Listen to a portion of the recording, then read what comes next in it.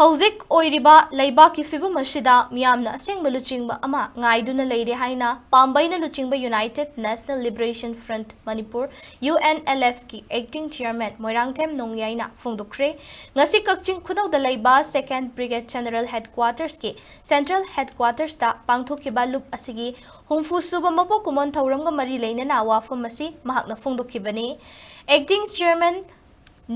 Nongyai na makataraduna hauzik leiriba fibam asida miyamna langtaknaba charangnaba adumak leiri khudai asibu luchinglaga chetkadaba luchingba ama hangduna leiri chahi lising anigi puwari leiba leibag ama oirabasu isagi art and culture leizaduna malemda sak taklabasu khudai asida hiram khudingda khangba luchingba ama watuna leiri lup kaya ama thorakpa sina asoiba kaya yaorakpada nattana hiram khudingda wakhal manade masina Thabak Thouram Kayada Mangjil Thaba Ngamdana Leire tha 19 hena chatharakliba kuki gi lana sida lup amata hauzik fawba punshinba ngamdana leiri miyam asi mayol chumlaga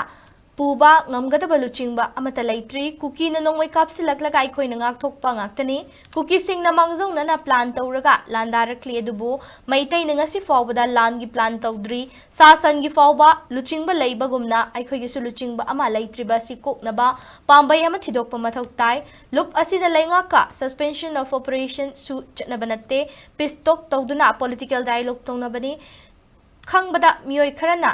Pambei na luchingba UNLF leingakta surrender taure haina sandokpa yauriba si aranba wafamni NSCNIM su chahi kun hena pistok chathariba si so surrender tawbani haigadawribra haiki lan tawbada malem gi oina micham nupi amadi agang da khut thaba yadi haina niyom khara lei kuki singna madugi wangmada lan chatharakli lan asigi khudong chaba lawraga anoba lup sing semgalaktuna Senda lambi oiba miyoi kaya su yaure nongmai maruma da lupa chahum amadi nongmai amamam da lupa lak taret forward yoladi lana si karamna thengnagani haina su fongdoki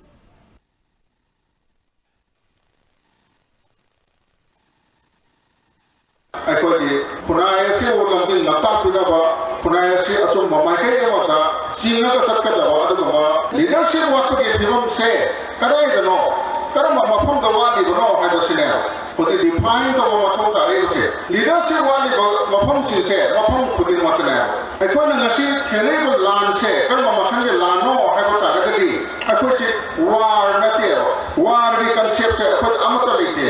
aikoi di thele ko lan se battle fight now war is politics politics is war haido se aikoi da masi concept se amata leite adona maram badana ngasi thele ko pe masi